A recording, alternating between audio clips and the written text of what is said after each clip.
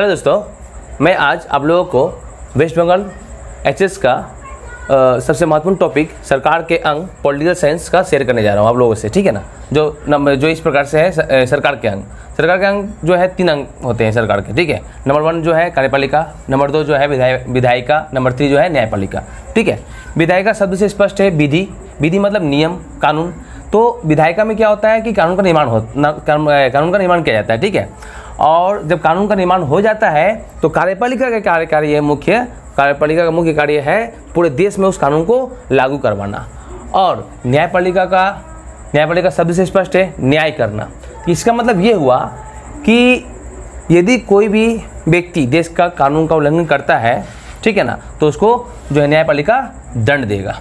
ठीक है, दंड देगा। तो इस प्रकार से हम लोगों ने क्या समझा, सरकार के 3 अंग होते हैं, कार्यपालिका, विधायिका और न्यायपालिका। तो विधायिका का मुख्य कार्य क्या हो गया आपका, कानून का निर्माण करना। और कार्यपालिका का मुख्य कार्य क्या हुआ, पूरे देश में उस कानून को लागू करना। और न्यायपालिका का मुख्य कार्य क्या हो गया, देश में न्याय व्यवस्था को ठीक से रखना। ठीक है ना। और यदि कोई व्यक्ति कानून को उल्लंघन करता है तो उसको दंड देना। ये जो है न्यायपालिका का आपका मुख्य कार्य है। अब हम लोग एक एक पार्ट को जो है एकदम बारीकी से समझेंगे क्या क्या है वो। पहला जो टॉपिक है वो है कार्यपालिका। अब कार्यपालिका को हम लोग 2 रूपों में देख सकते हैं। नंबर 1 केंद्र और नंबर 2 राज्य। अब केंद्र स्तर में कौन कौन आते हैं कार्यपालिका के अंतर्गत, तो वह है 1 नंबर राष्ट्रपति, 2 नंबर क्या है उपराष्ट्रपति, 3 नंबर जो है प्रधानमंत्री और 4 नंबर जो है मंत्रिपरिषद। अब मंत्रिपरिषद के अंतर्गत में और भी है मंत्री आते हैं, जैसे हो गया आपका कैबिनेट मंत्री हो गया। ठीक है, कैबिनेट मंत्री हो गया आपका। फिर जो है आपका राज्य मंत्री, फिर जो है आपका उप राज्य मंत्री। ठीक है दोस्तों, तो ये आपका जो है मंत्रिपरिषद के और भी रूप है। तो अब हम लोग जाते हैं राज्य स्तर में। तो राज्य स्तर में जो सबसे कार्यपालिका का जो प्रधान होते हैं वह है राज्यपाल। जिस प्रकार से केंद्र स्तर में जो कार्यपालिका का जो प्रधान होते हैं राष्ट्रपति, उसी प्रकार से राज्य में राज्यपाल जो है कार्यपालिका का प्रधान होते हैं। उसके बाद कौन है, मुख्यमंत्री। उसके बाद क्या है, मंत्रिपरिषद।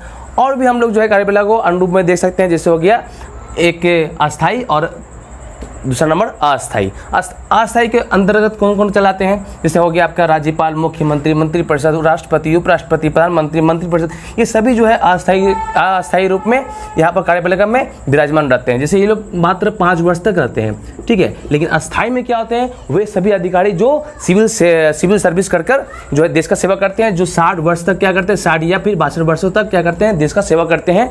और ये लोग फिर जो है इस उम्र में रिटायरमेंट कर जाते हैं। तो ये लोग जो है अस्थाई है, जो मतलब कार्यपालिका के अंतर्गत ही कार्य करते हैं, किंतु ये अस्थाई है। और अस्थाई के रूप में जो है आपका राष्ट्रपति, उपराष्ट्रपति, प्रधानमंत्री, मंत्रिपरिषद, ये सब सिर्फ 5 वर्षों के लिए है।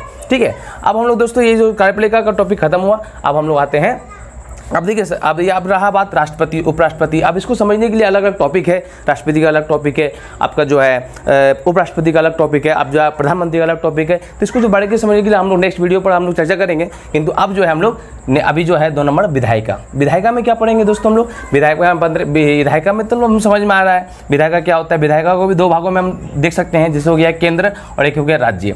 केंद्र के अंतर्गत क्या आता है, संसद मतलब क्या होता है दोस्तों, पार्लियामेंट जो है यहाँ पर आपको 2 भागों में बांट सकते हैं। नंबर 1 लोकसभा, नंबर 2 है राज्यसभा। ठीक है। लोकसभा राज्यसभा आपको पता होना चाहिए। लोकसभा राज्यसभा के सदस्यों को क्या बोलते हैं हम लोग, सांसद बोलते हैं। क्या बोलते हैं, सांसद। और इसको इंग्लिश में बोलते हैं MP, मतलब मेंबर ऑफ पार्लियामेंट। उसी प्रकार से राज्य स्तर में क्या होता है, विधानमंडल होता है। ठीक है, विधानमंडल। तो विधानमंडल को भी 2 भागों में बांटा गया है, एक ही विधानसभा और एक ही विधान परिषद। आपको एक बात पता होना चाहिए, विधानसभा जो है सभी राज्य के लिए अनिवार्य है, किंतु विधान परिषद जो है सभी राज्य के लिए अनिवार्य नहीं है। बस उस राज्य पर डिपेंड करता है कि वहाँ विधान परिषद होना चाहिए या नहीं होना चाहिए। तो ये जो है आपका अभी वर्तमान समय 7 राज्यों में है विधान परिषद।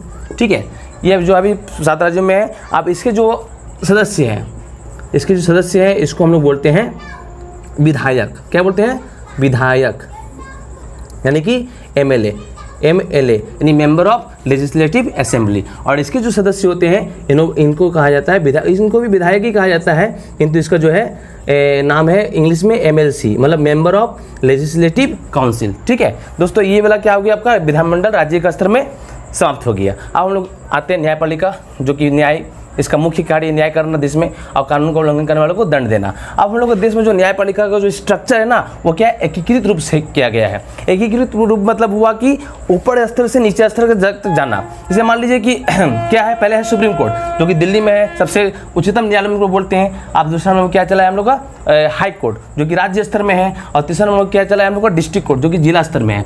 ठीक है दोस्तों, ये वाला जो है आपका न्यायपालिका के रूप में है। और ये सब क्या ऐसा मैंने बात नहीं है कि मतलब जो है आप राज्य स्तर में तो सिर्फ राज्य के लोग जाएगा सुप्रीम कोर्ट में या हाई कोर्ट में, ऐसा कुछ बात नहीं है। इसमें कोई भी कहीं मान लीजिए कि कोई इंसान डिस्ट्रिक्ट कोर्ट में गया, यहाँ पर मान लीजिए वो मतलब कुछ मतभेद हो गया, वो चाहेगा हाई कोर्ट में भी अपील कर सकता है, वो उसका चाहने पर फिर सुप्रीम कोर्ट में भी अपील कर सकता है। ठीक है, इस प्रकार से जो है हम लोग का देश में एकीकृत रूप में है। और आपको पता होना चाहिए कि न्यायपालिका को कार्यपालिका और विधायिका से पृथक रूप में रखा गया है, मतलब अलग से रखा गया है। क्योंकि ये यदि मान लीजिए न्यायपालिका को कार्यपालिका और विधायिका से यदि मान लीजिए शामिल कर लिया जाए तो हो जाएगा कि मतलब जो काम तो जो है न्यायपालिका का वो निष्पक्ष नहीं रह जाएगा। किंतु अभी जो है विधायिका और कार्यपालिका से क्या गया है, न्यायपालिका को पूरा अलग रखा गया है और ये पूरा क्या है, स्वतंत्र है। इसीलिए क्या है, इसका जो कार्य जो है वो क्या है, निष्पक्ष किया जाता है।